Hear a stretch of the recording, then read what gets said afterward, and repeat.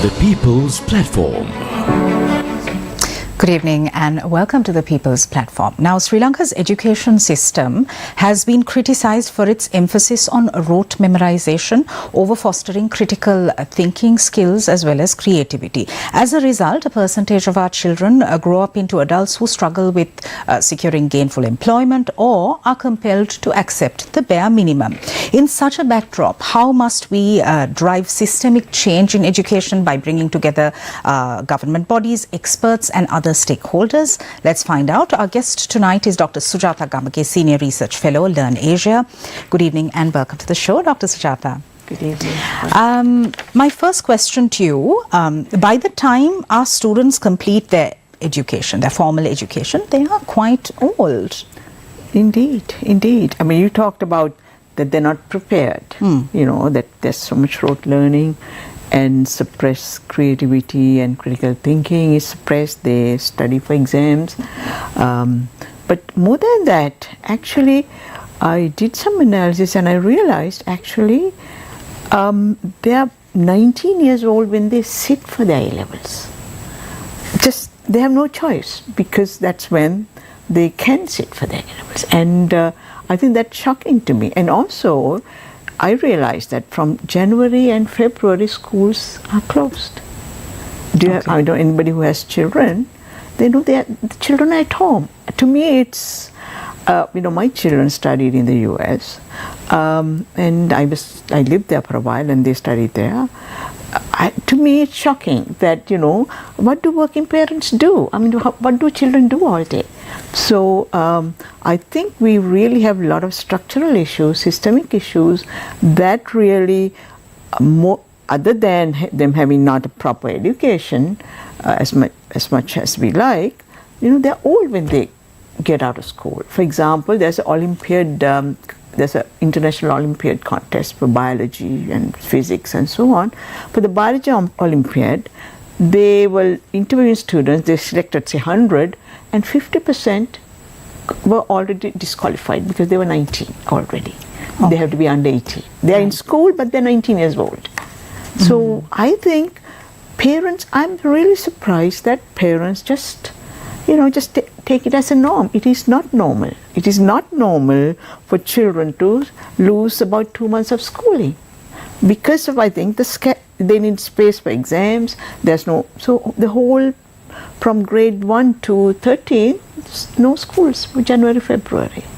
I think it's something we all should, you know, put our heads together and first understand the problem and then find a solution ASAP.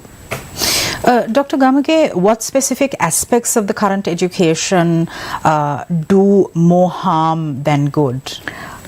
More harm than good. Okay. Now, for example, you know, we have what's called O-level classes. That is years 10 and 11, right? Those are the two O-level classes. At the end of it, they do their GC O-level.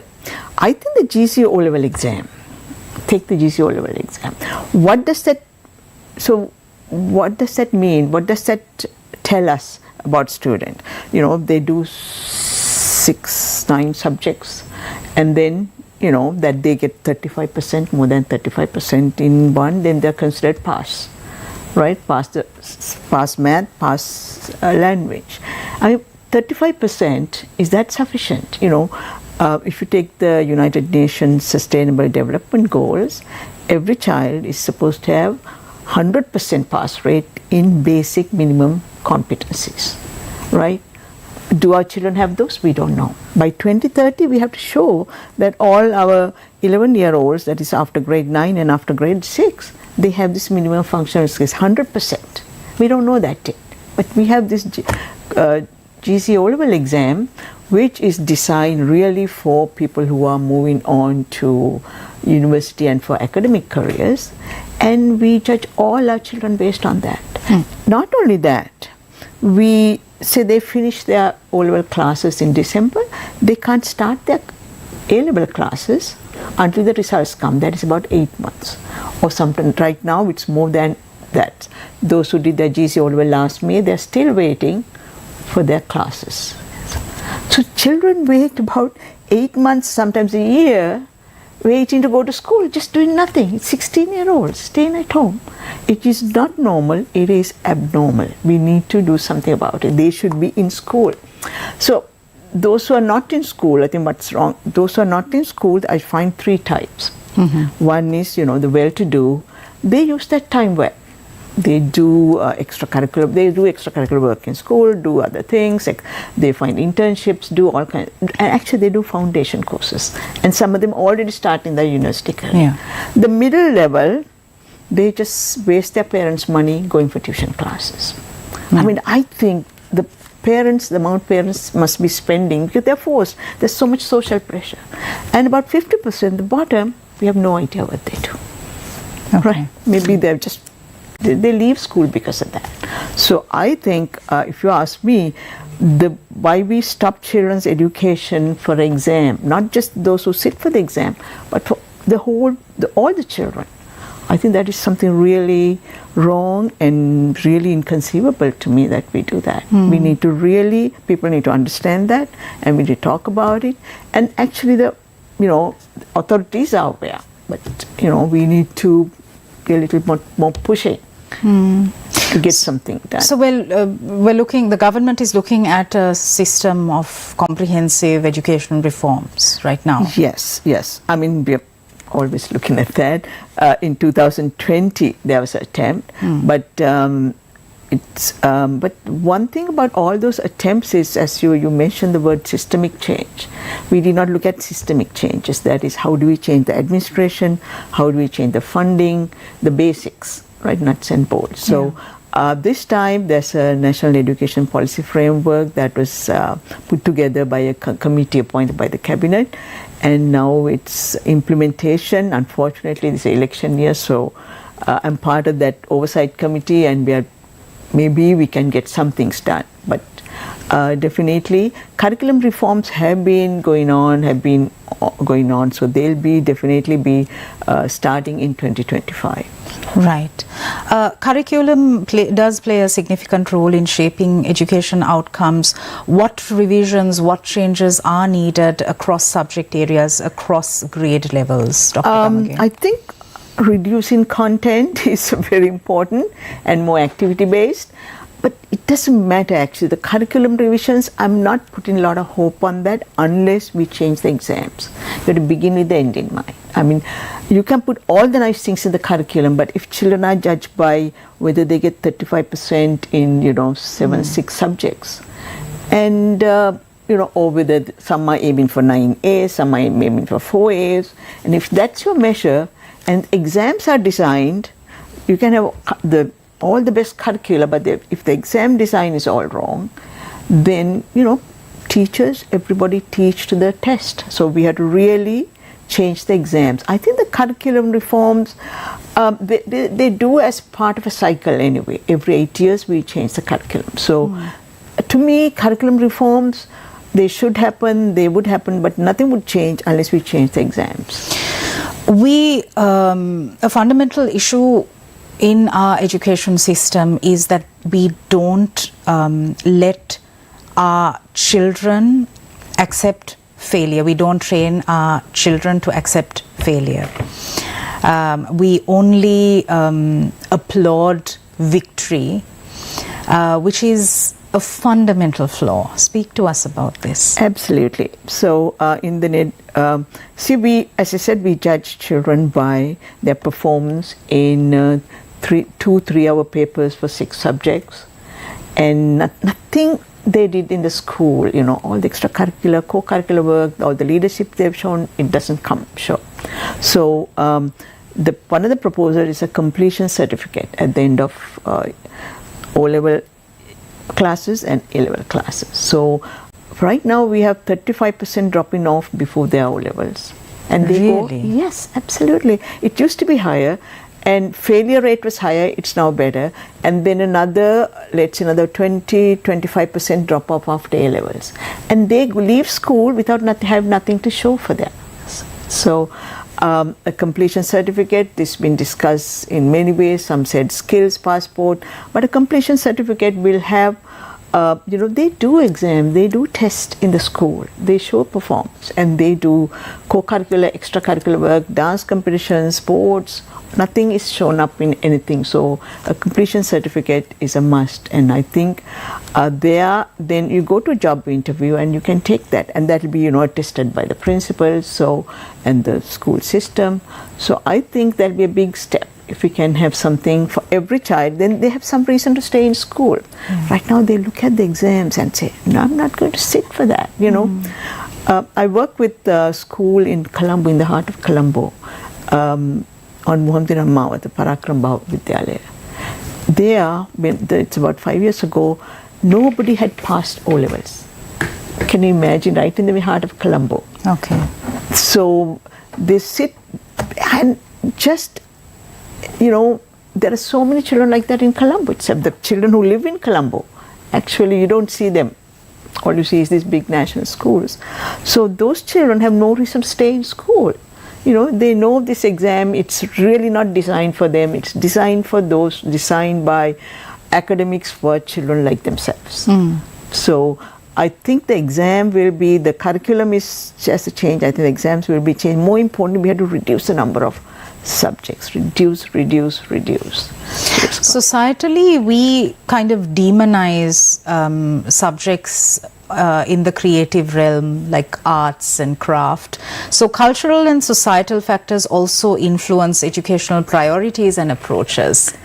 Yeah, but I find now the arts is getting a little more attention, and sports, there's more. But I think we need to formally recognize that. Sure. Formally, yeah. That's why I said the completion certificate that captures all those activities should be there. We demonize math and language. And actually, if you take a look at the GC O-level exam paper.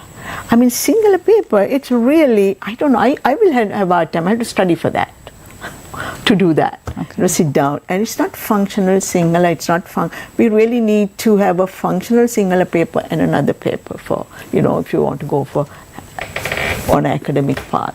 So there's a lot that really needs to be done in terms of exams, and it's addressed in the education reforms. When and how it's going to get implemented is something else. Okay. Empowering educators is also crucial in this whole exercise, and there's an abysmal lack in resource allocation. Speak to us about that. Yeah, I mean, if somebody asked me once, what are the key things you think should be in education, and I said teachers. Right. They say real estate, what's the most important thing? They say location. To emphasize that is most important. I think it's the most important thing. We can say all these things, you can design the best curricula, but at the end of the day, it's a teacher with a student in the classroom. So our teachers, I think the time there used to be when some elite women in the elite families, they used to go to teaching. Now the corporate sector jobs have opened up for women, which is good. But the fact is then teaching has become a profession of last choice. Right. Just as women have got more opportunities, we've lost a lot of talent from the teaching sphere. So more and more universities open and other higher education, tertiary education opens, and there's a knock-on effect on school education. So I think one of the proposals in the policy framework is a National Teacher Council. Right. I'm again hoping it can be set up because it's something that is without controversy, political controversy. Any new government that comes, it should be something they should implement. A National Teacher Council which will advise the minister, and they will have a place at the table. Right now, teachers, they are the last people to hear about what's going to happen in the classroom. All the decisions are made, and they have very little. I mean, they get a select number of teachers to come to these consultations, but teaching profession as a whole is really is at the bottom. Yeah. We need to change that. Dr. Gamage, to attract the best talent, we have to pay our teachers, and that's not happening. Why? Well, it's about funding. So now let's talk about funding. See, education funding, I don't think it's going to, we really need to double the school education budget. But something has to give. I mean, and I think it's a higher education that we need to have more private investments coming. Right now, what has happened is we've been fighting, the interest groups have been fighting to keep higher education free of private education. Under the radar, what has happened? School education is privatized. Now, I told you about 8 months, 1 year that children stay in. What they do is, by that time is the right time for the A-level tuition teachers. They just cover the A syllabus during that time. So the children come to school, they really, the teacher is really disrespected because they've already covered the material in the tuition classes. Sure.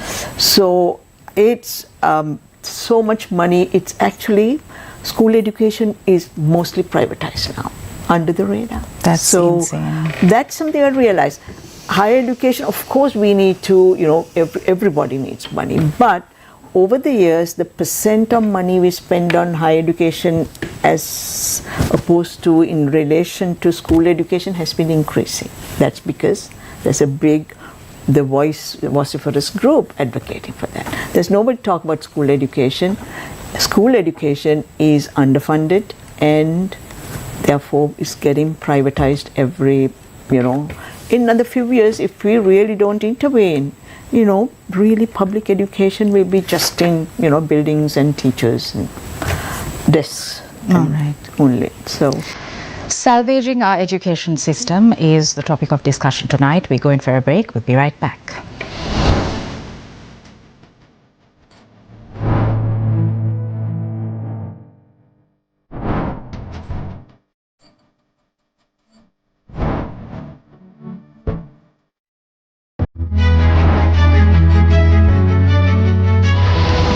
The People's Platform. Sri Lanka Pasal Cricket Vanch Katave Alu Banduna Sulohitainke Anu Hatarvani Abhimanvat Sangrameta Sial Sudanam Mekatamai Big Magic For the 94th Battle of the Maroons.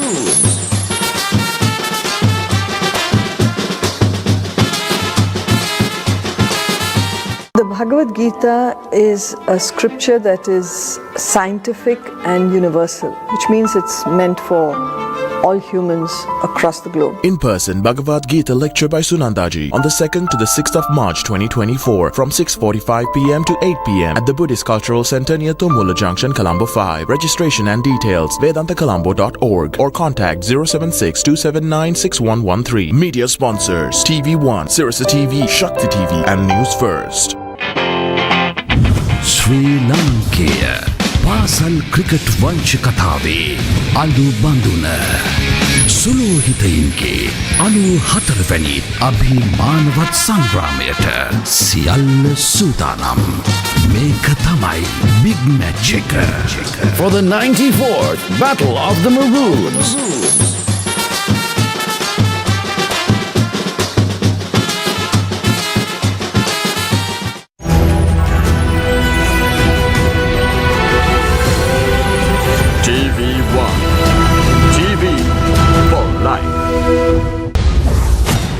Sri Lanka's new chief of police assumes duties. මගේ පත්වීම් බලධාරී අධිකාරී ජනාධිපතිතුමා විසින් මට මේ තනතුර පත් කරා කියලා ලිපියක් ලබා දීලා ඒ අනුව මම බාර ගන්න තිනවා. මට ඊ හැට මේ ගැටලුවක්.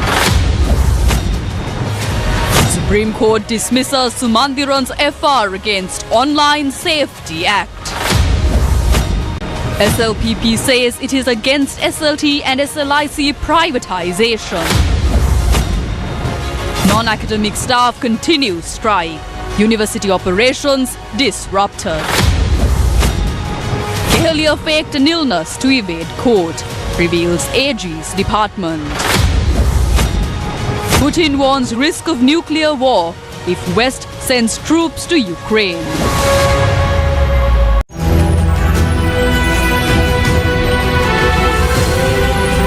TV1. TV for life.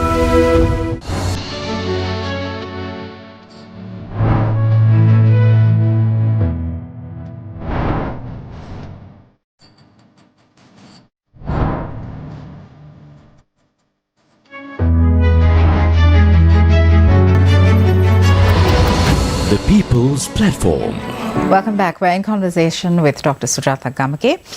Dr. Gamage, when we take Sri Lanka's education system, there isn't very much emphasis on social emotional learning, as a result of which a majority of our children don't know how to handle conflict, how to handle emotions, emotional turmoil, crisis. I mean, it's actually been there for a long time that we've been focusing on content, on knowledge, and just let the rest of it go by the wayside. And social emotional learning sort of came as a word in more recent times. Earlier days, education is what you have remaining after you've forgotten everything. And how do you acquire that? It's through the environment. In the school we didn't used to think about it. Social emotion, how to, but now we have to bring it back because the curriculum, the school day is packed with so much stuff, and children don't have time to, really observe something, interact with people, interact with the teacher in between classes, and acquire those, small things that kind of bring together what we are as human beings. So I think one of the things is to reduce we have reduced the number of subjects, that amount of time, and maybe increase more project learning, and it's through that you can then people learn to work with others. For example, when we were small, we had something called meetings. It's called society period. Okay. And we used to have each class would have a society. So you elect a chairman, you elect a secretary for the society, and we learned to call for nominations, and then call for hands and say, okay, are there any more nominations for the chairman post, and so on. We learned that in school. But right now, and how to let others speak, and say, okay, now let somebody else speak. All that we learned in the meeting period. That was once a month. We don't have time for those kinds of things now. So we really need more flex time in school, and I think the new curricular reforms are hoping to bring that. But again, as I said, if the exams don't change, it will get filled with packing more and more content. But it has to be, you can't say, okay, this is social emotional learning period. No, that's not that. So we need to, it has to be, if it's more activity based and project based, then you deliberately plan that so that there's the social emotional learning part is incorporated into the activities, not as okay, this is social emotional learning. Sure. So I think more flex time, more time for activities doing together as students and with the teachers. I'd like to get your perspectives on our collective passivity when it comes to decisions being made on our behalf which are not in our best interests. And this starts from maybe home, and then school, and then university, at the workplace. So education has a lot to do with it. I think so. See, I left Sri Lanka in '88. I was teaching in the University of Colombo, and we left Sri Lanka for personal reasons. And when I came back, that's something I noticed, that people accept a lot of things, because I think we've gone through a lot, right? Gone through 2 uprisings, and then the long war, and then I think people have come to accept a lot of things. That's why it surprised me that schools have been closed for January and February, and nobody's saying anything and asking why. Nobody's asking why. Everybody is just saying, okay, now what do? We send the child to classes, How do you find the money? We'll find the money, we'll send them to classes. Nobody's questioning that. So I think that's a good place to start, to get away from this passivity. I think why our children can't finish their schooling by 18? Why are we letting them just go off school, randomly? We have to hold the exams. Sorry, A-level exams, everybody's. Go home. We have to finish the exams. We have to ask, what are these exams for? How many subjects? We have 61 subjects for GC O-level, 50 plus subjects for the O-level. Why are we doing all this? Nowhere else in the world this is happening. So, yes, I think we need to start asking questions. So is our education system creating a generation of citizens who are just going to look up and wait and see what is dished out to them by successive governments? Absolutely, absolutely. You know, even sometimes, you know, you go on, when I used to go out with my children, I always carry some activity for them, and, you know, you always keep them occupied, you know. But I just find parents go out and sometimes they bring their children to the meetings and nothing for the children. Children are just sitting there. And we're so used to sitting, and we have so many of our workforce as security guards, and they're quite content with it. You know, we are just, passivity is, I think we built it into our education system in everything we do. So doing jobs for the sake of doing jobs with absolutely no passion, no drive. And we see a lot of these people amongst us with these blank expressions on their faces. And yes, they need to do a job so that they can feed their families. Yeah, and I think, again, most of it starts in school. I remember my nephew came home from exams and don't ask anything. It's all vomited out. Right. So young people are so cynical. Okay, is this what we have to do? Okay, is this what I have to study? Okay, let me do that. So that cynicism, that passivity starts from school, from the way we teach our children. We have a staggering number of citizens working in the public service. People are also fined to just twiddle their thumbs and not seek purpose. Why has this become so normalized?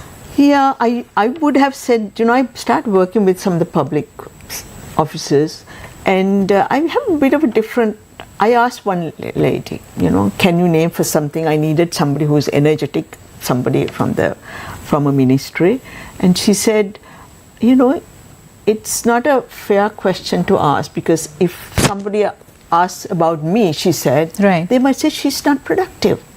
She said, it's very hard to be productive in the sector because there's too many people, they don't know who's responsible for what. So really, in some ways, people are also prisoners of the system. So we need to definitely reduce the numbers. I don't know, I think it might be more productive to have people stay home, you know, take their pay and stay home.